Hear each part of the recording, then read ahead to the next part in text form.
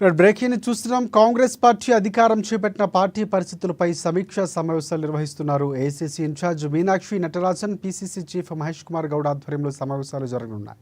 నేడు చేవెళ్ల జహీరాబాద్ పార్లమెంటు నియోజకవర్గాల సమావేశం జరగబోతోంది. పార్లమెంట్ ఎన్నికల ఫలితాలపై, పార్టీ నిర్మాణం, బలోపేతం, స్థానిక సంస్థల ఎన్నికలు, ప్రభుత్వ పథకాలు అమలు, ప్రచారంపై చర్చ చేయనున్నారు.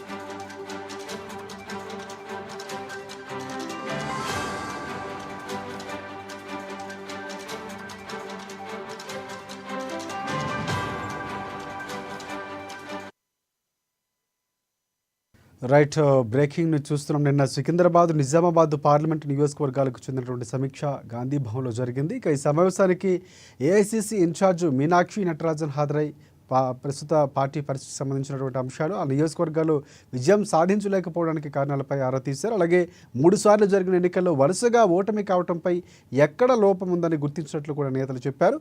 త్వరలోనే నగరపాలక ఎన్నికలు కూడా ఉండటంతో మెజార్టీ కార్పొరేటర్లు గెలిచేలా ఇప్పటి నుంచి వ్యూహాలు సిద్ధం చేసుకుని ముందస్తుగా ప్రచారం చేపట్టాలని కూడా సూచించారు. ఇదే అంశానికి సంబంధించి పూర్తి అప్డేట్స్ అందించేందుకు మా ప్రతినిధి హరీష్ మనకి లైవ్లో సిద్ధంగా ఉన్నారు. సో హరీష్, చెప్పండి.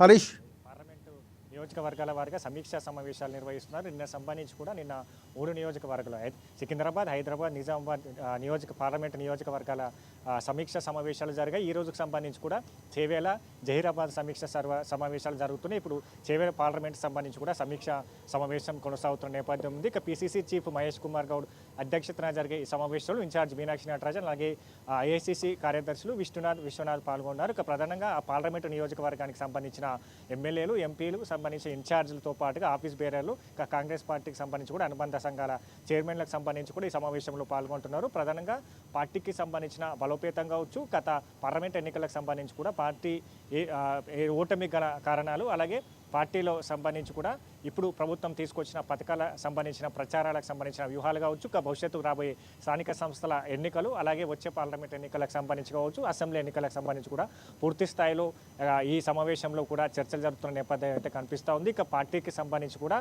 ఆయా నియోజకవర్గాల్లో నెలకొన్న ఇబ్బందులు కావచ్చు, నేతల మధ్య సఖ్యత కావచ్చు, ఇక పూర్తి స్థాయిలో అన్ని అంశాలకు సంబంధించి కూడా ఈ మీనాక్షి నటరాజన్ ఆరా తీస్తున్న నేపథ్యం అయితే కనిపిస్తుంది. ఇక పార్లమెంట్ నియోజకవర్గాలకు సంబంధించి కూడా వచ్చే స్థానిక సంస్థలకు ఏ విధంగా వెళ్ళాలి, అంశాలకు సంబంధించి కావచ్చు, వ్యూహాలకు సంబంధించి కావచ్చు, పార్టీకి సంబంధించిన కార్యకర్తలను సన్నిద్ధం చేయాలి. ఇక పార్టీకి గెలుపు అవకాశాలపైన కూడా ఇప్పటి నుంచే సంబంధించి కూడా కార్యాచరణ సిద్ధం చేసుకోవాలి. ఎందుకంటే ఇప్పటికే ఒక 1.5 కాలంలో కూడా కాంగ్రెస్ ప్రభుత్వం తీసుకొచ్చిన సంక్షేమ పథకాలు కావచ్చు, ఎన్నికల ముందు ఇచ్చిన హామీలు అన్నింటిని కూడా నెరవేరుస్తా ఉన్నది. ఒకవైపు రైతులకు ఇచ్చిన హామీ కావచ్చు, 2 లక్షల రుణమాఫీ, అలాగే రైతు భరోసాకు సంబంధించి కూడా 12,000 పంట ఆర్థిక సాయం కావచ్చు. మరోవైపు బోనస్కి సంబంధించిన సన్నవడ్లకు సంబంధించిన బోనస్, అలాగే మొన్న తీసుకొచ్చిన ఏదైతే భూభారతి పోర్టల్కి సంబంధించి కూడా ధరణిని రిప్లేస్ చేస్తూ భూభారతి పోర్టల్ తీసుకొచ్చారు. రైతుల భూములకు సంబంధించిన అన్ని సమస్యలపైన కూడా పరిష్కారం జరుగుతుంది. ఒకవైపు మహిళలకు సంబంధించి కూడా 500 ఉచిత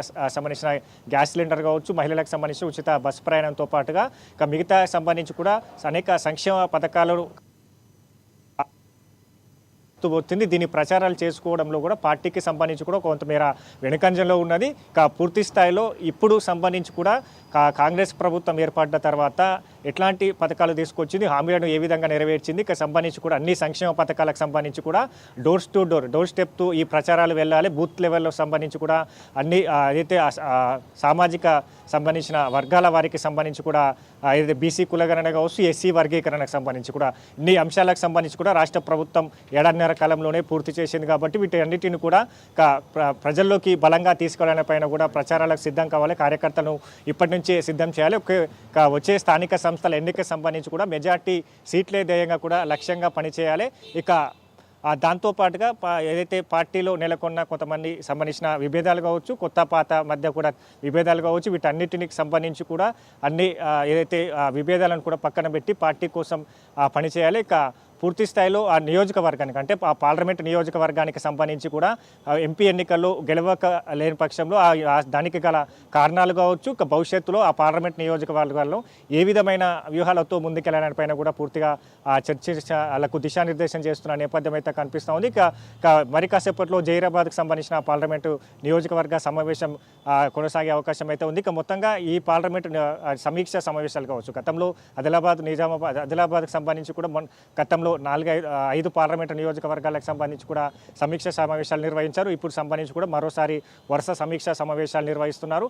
స్థానిక సంస్థల ఎన్నికలు రాబోతూ ఉన్నాయి కాబట్టి వాటికి అనుసరించాల్సిన వ్యూహాలు కావచ్చు, కార్యకర్తలకు సంబంధించి కూడా ఏదైతే కార్యకర్తలకు సంబంధించి కూడా పార్టీని బూత్ లెవెల్ స్థాయిలో బలోపేతం కావచ్చు, దాంతోపాటుగా ఇప్పుడు నామినేటెడ్కి సంబంధించిన పదవులు కావచ్చు, ఇతర సంబంధించి కూడా డీసీసీ అధ్యక్షులకు సంబంధించి కూడా భర్తీ చేసే అవకాశం అయితే కనిపిస్తుంది. కాబట్టి పూర్తి స్థాయిలో వీటన్నిటిని కూడా పార్లమెంటు నియోజకవర్గాన్ని పైన కూడా ఫోకస్ చేయాలి. దానికి సంబంధించి కూడా ఇప్పటికీ ఏఐసీసీకి సంబంధించి కూడా అబ్జర్వర్లను ఏదైతే నియమించే అవకాశాలు అయితే కనిపిస్తున్నాయి. అబ్జర్వర్లకు సంబంధించి కూడా పార్లమెంటు లెవెల్లో పార్టీకి సంబంధించిన పరిస్థితులు కావచ్చు, పార్టీకి సంబంధించి కూడా ఎవరు కష్టపడి పనిచేస్తున్నారు వాళ్ళకి సంబంధించి కూడా గుర్తించడం జరుగుతుంది. వాళ్ళకి సంబంధించిన డీసీసీలకు సంబంధించిన నియామకం కూడా అబ్జర్వర్లు కూడా చూసుకునే అవకాశం అయితే కనిపిస్తుంది. కాబట్టి రానున్న రోజుల్లో పార్టీకి సంబంధించిన బలోపేతం దిశగా కూడా ఈ పార్లమెంటు సమీక్ష సమావేశాలు కొనసాగుతున్నాయి. రాజశేఖర్ రైట్. అంటే ప్రధానంగా ఓటమికి సంబంధించి కారణాలు కూడా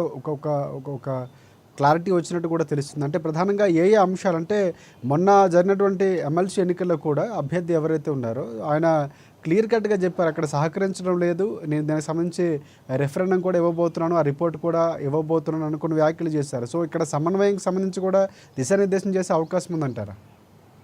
ఖచ్చితంగా పార్టీల మధ్యలో సమన్వయం కావచ్చు. ఎందుకంటే కొత్త పాత కాంగ్రెస్ పార్టీ అధికారంలో వచ్చిన తర్వాత పార్టీలోకి వచ్చిన వారు కొంతమంది అయితే మీనాక్షి నటరాజన్కి సంబంధించి కూడా 3 కేటగిరీలకు సంబంధించి కూడా విడదీసిన నేపథ్యం కావచ్చు. పార్టీకి సంబంధించి కూడా ముందు నుంచి ఎవరు కొనసాగుతూ వస్తారు, పార్టీ ఎన్నికల ముందు ఎవరు వచ్చారు, ఎన్నికల తర్వాత పార్టీ అధికారంలోకి వచ్చిన తర్వాత ఎవరు ఆ పార్టీ కాంగ్రెస్ పార్టీలో చేరారనే పైన కూడా 3 కేటగిరీలు విభజించారు. దానికి సంబంధించి కూడా ఏదైతే టికెట్ల కేటాయింపు కావచ్చు, మిగతా సంబంధించిన పదవులు కావచ్చు, జిల్లాలో నెలకొన్న కొత్త పాత నేతల మధ్య సఖ్యత కావచ్చు, వీటన్నిటిపైన ప్రత్యేకంగా దృష్టి సారించారు. దీంట్లో భాగంగానే అబ్జర్వర్లకు సంబంధించి కూడా నియమించబోతున్న నేపథ్యం ఉంది. పూర్తిగా అబ్జర్వర్లకు సంబంధించి కూడా ఆ నేతల మధ్య సఖ్యతకు సంబంధించి కూడా అక్కడ పనిచేయడం జరుగుతుంది. దాంతోపాటుగా ఎవరికి అక్కడ సంబంధించి కూడా పార్టీ కోసం కష్టపడి పనిచేశారు, అసెంబ్లీ ఎన్నికలు కావచ్చు, పార్లమెంట్ ఎన్నికలు కావచ్చు, కాంగ్రెస్ పార్టీకి గెలుపుకు ఎవరు కృషి చేశారనే పైన కూడా పూర్తిగా వాళ్ళ వివరాలు సేకరిస్తారు. వివరాలన్నింటిని కూడా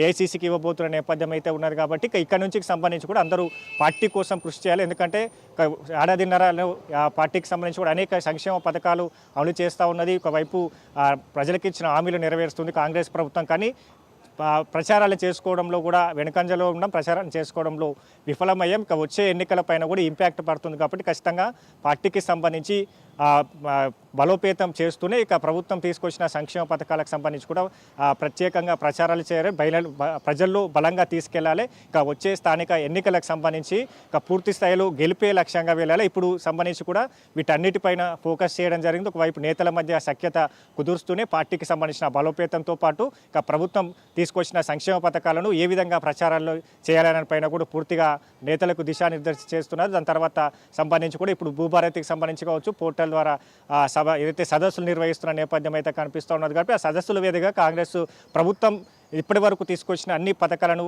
వివరించాలని కూడా దిశానిర్దేశం చేస్తున్న నేపథ్యం అయితే ఉంది. Rajasekhar. Right. Thanks for updates Harish.